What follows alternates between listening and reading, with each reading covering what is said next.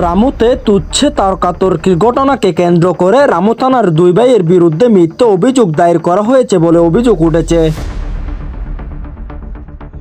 রামু উপজেলার ফতেকারকুল ইউনিয়নের ৩ নম্বর ওয়ার্ডের খন্দকারপাড়া এলাকার মরহুম সুলতান আহমদের পুত্র জয়নাল আবেদিন বাহাদুরের এই অভিযোগ তোলেন।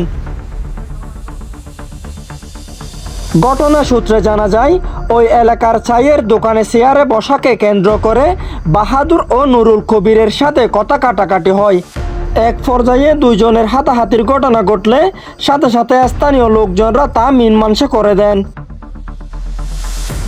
পরবর্তীতে ঘটনার কয়েকদিন পর বাহাদুর ও সিরাজুলের বিরুদ্ধে রামু থানার জমি অবিরুতের গল্প বানিয়ে হামলা করার মিথ্যার অভিযোগ দায়ের করেন নুরুল কবির। ঘটনার বিষয়ে জয়নাল আবেদিন বাহাদুর বলেন, একবার দুইবার তিনবার হই ঠ্যাং নসরার নাই ঠ্যাং ওরা ধাক্কাই আর বললি গত মঙ্গলবার 18 তারিখ ওই এখন আজ যখন ধাক্কায় ঠ্যাং ধাক্কায় গললিও আর ধাক্কা মাছ নাই ধাক্কা মাছ দিই ইয়াতে মানুষজন আছে হজিয়া আর করছেন ওদের সবাই এখান নোয়ানোর সদর মোস্তাক সদর আছে, তারপর রহিম বদ্ধ আছে, আরো 2-3 জন আছে এলাকার নাম।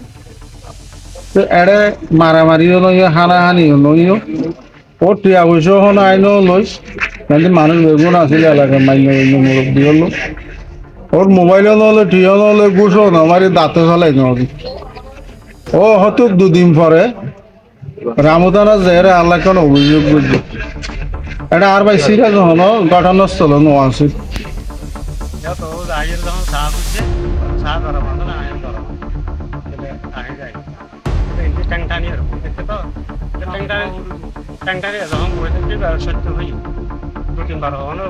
ঠেলার মারি যখন ঢুকে গায় তারপরে কি ঠেলা নিবার মারি মারি তারপর তারা টাকাটা খেয়ে তারপরে বেড়ায় মাছ যখন দমর দিয়ে টাকাটা খেয়ে যখন এই মাছ যখন দমর দিয়ে তারপর